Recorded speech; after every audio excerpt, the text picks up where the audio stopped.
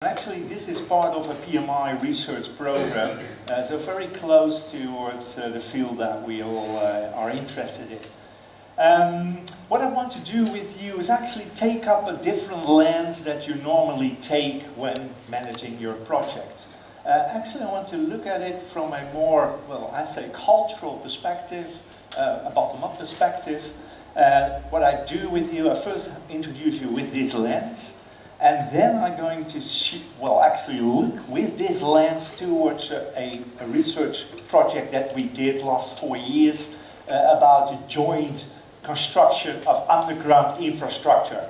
We talk about gas, electricity, telecom, all this kind of stuff. And then we'll have a look at what is it? How do we really change? How do people really change, and what kind of resistance or what kind of things do we come across when we wanted to change practices within an inter-organizational context? Change itself is already difficult, but then with so many different organizations involved, it's going to be a mess. Well, I'm going to show you what mess it will be. So this is the lens. And the lens is actually that we look at projects as not only single as lenses, as islands, but we see them involved in an institutional context. So it is within a certain country or within a certain sector or economical field in order to understand what the project is. We try really to focus upon the individual manager or the individual employee. How is it to be an employee in this project? How would I do? What would I do? How would I change? What will be my resistance? So trying to understand it from within. We are very much interested in topics like transitional rituals. Within every project there is this kick-off. What exactly happens in this kick-off? And we think that the unwritten rules in this kind of projects are interesting to follow. If you come there, what do people do and why do they do it? And finally, we look at project not so much solely at the cost and the time scale and the budget, but also as a process. And here brings in the change component. So if we'll do so, we see this project actually as temporary organizations that are social in their context, that are made by people. People can create this kind of projects. And this lens actually helps us to see our own projects differently. I'll take you with me to a project that last 4 years, from 2013 to 2017 run, and it was a change process to actually change the inter-organizational collaboration, the inter-organizational joint construction of subsurface networks. This organization, 9 of them, actually had to work together to create this kind of networks, and they were actually problematic. Problematic in the sense that it was very inefficient. Although we all would think that instead of, the telecom would go for underground, if everybody would do it solo on their own, that would be more expensive. You expect them to be more expensive than when you all do together a joint construction. This is what I would expect.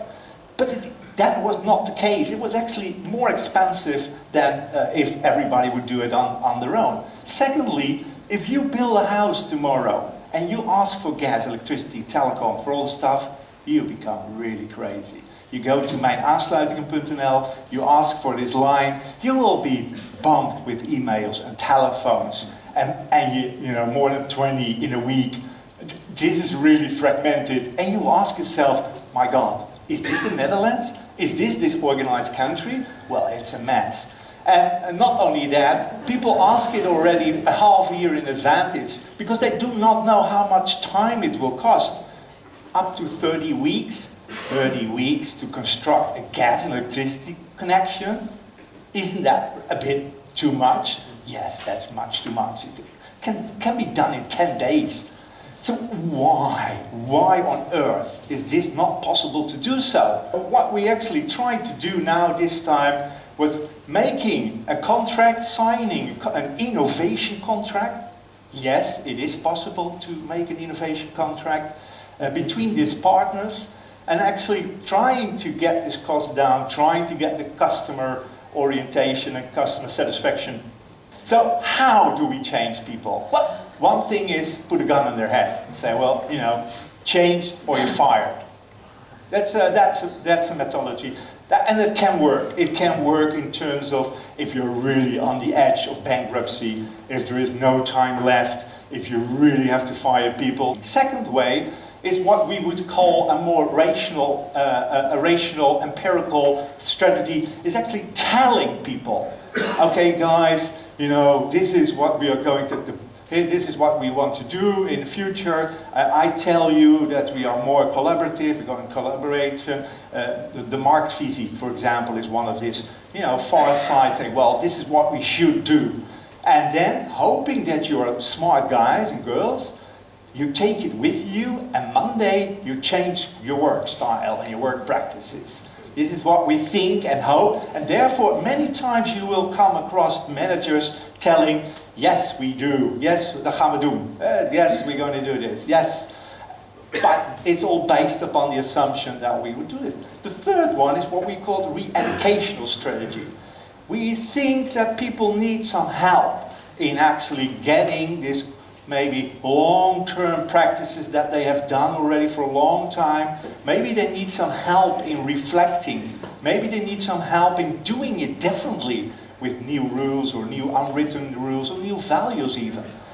So maybe we should help people in that. And that was actually the starting point of this program, to help people in this process to reflect upon their joint collaborative practices and really get into the mud of change. That if we really take seriously this lens, that every employee can be a change agent. It can be the employees having these good ideas, and maybe they know better than the managers what's going on in their process. And I have learned over the years that they do know better, especially in these large companies. So we think that if you do so, that you have to create a new space actually, a temporary space where people can meet from different organizations, and then creating new rules and new regulations and new practices and new unwritten rules, because otherwise somebody will dominate. And then finally, trying to focus upon the process itself, and very much, and that's I think the core of this process, was my role, actually to look at the work, change work itself. So, okay, so how are we going to put these people together? Are we first going to reflect upon their mutual images, which is very negative? You know, they have worked for 30 years together and there always is somebody to blame. So first have to get rid of these images. Then we have to reflect upon their power relations that they have. Then we have to reflect upon their, actually what they normally do with it. Then the construction of the process was not that very strange, but this temporary space was filled with 2 work groups and steering groups, totally in about 60 people involved.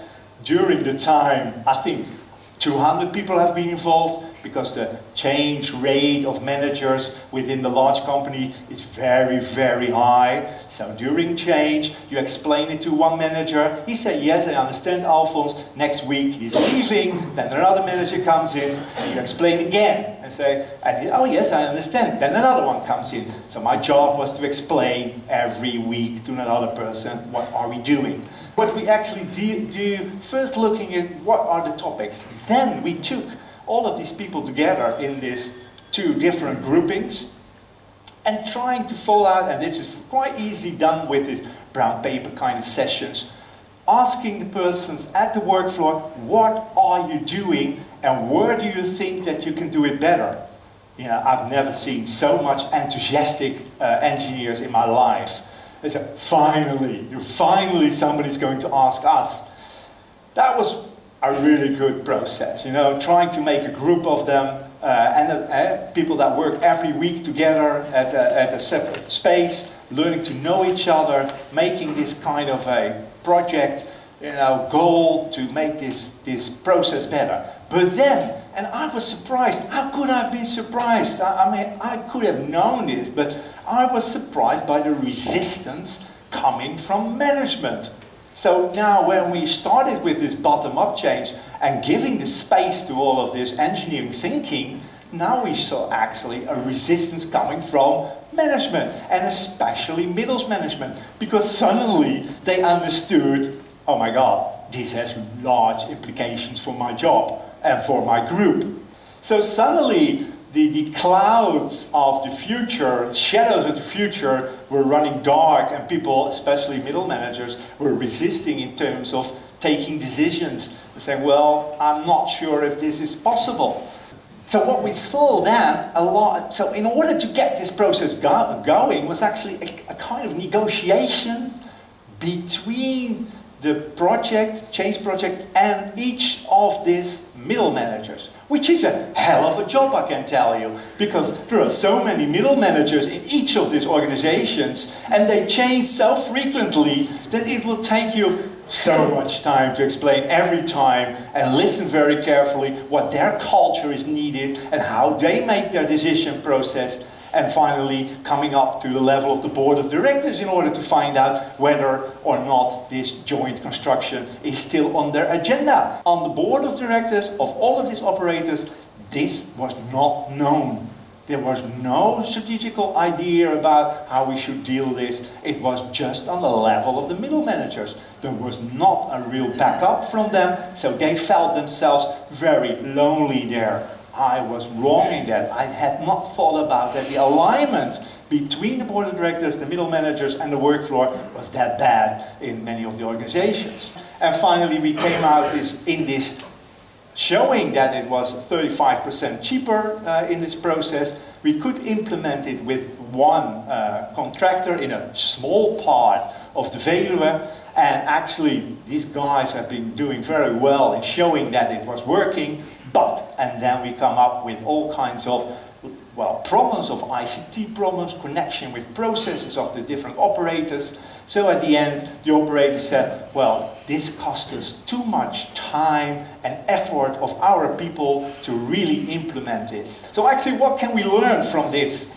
We can learn from it that if you do this bottom-up approach instead of this top-down, and this is what we criticize in our work, if you do this bottom-up, you have a lot of empowerment of the work floor, empowerment of engineers that know very well these processes and actually are much more change adapted than we would think in first place.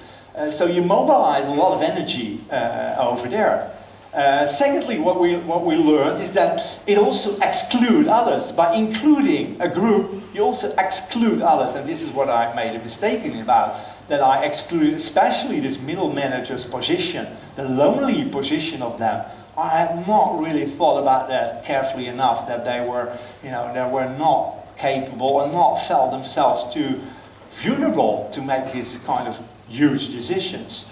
So you exclude others, and actually this top management engagement, so we learned that this is a multi-level change process at 3 different levels, and you have to actually constantly go from one level to the other level and back again in order to let this move and let people move into the direction of a new joint process. The other one is that what I learned is the issues itself are not that difficult. You know, you don't have to be a professor to see this, what kind of topics there are.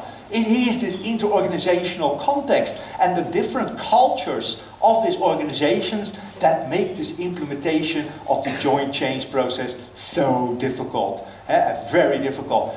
The money is not the problem. You know, there's a huge possibility to save money in this, but it is the difficulty to get alignment in these organizations. We have seen the shadows of the past and the shadows of the future, the mutual images and the possible layoff of people in the different departments. We have seen that this testing was ridiculously difficult in this small, temporary environment.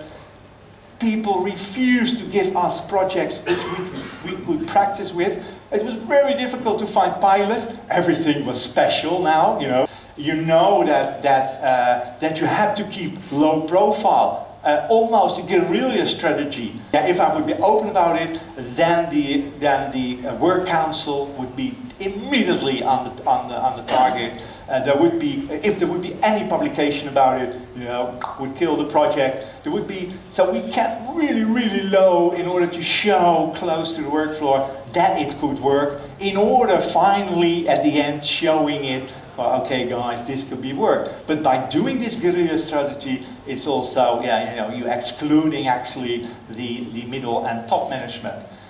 So change is a multi-level process. If you do bottom-up, don't forget the middle management and top management. If you do top management, don't forget the bottom-up and the work floor. It's trying to be dynamic in this multi-layered thing. The translation of all of these innovations towards the partner organizations by means of this middle manager is a problematic one, and I haven't figured out what else I should do, but I have to do something with the institutions around these organizations. But this did not work. It was too much effort for this vulnerable position of these middle managers. I've learned from that. The temporal misfit, public and private organizations, have a completely different space, a different rate of thinking and decision making. So you have to do something with this, and it's difficult. But okay, you have to do something with it. And finally, and that's the worst one, which I have to deal right now because the final meeting will be in 2 weeks. Especially for all of the boys and girls and engineers and constructors that have worked for many years to get this done, it's now quit, it's stopped, and they are frustrated. So actually what we're trying to change in this process, you know, this negative mutual image, this decision-making process that was not really, actually we reinforced it with this process. And here I feel very guilty, I can tell to you, that I helped this project and actually failed to get it into a mode of success. And now we have at least 200 frustrated people in the market that no longer want to have to do something with operators and change processes.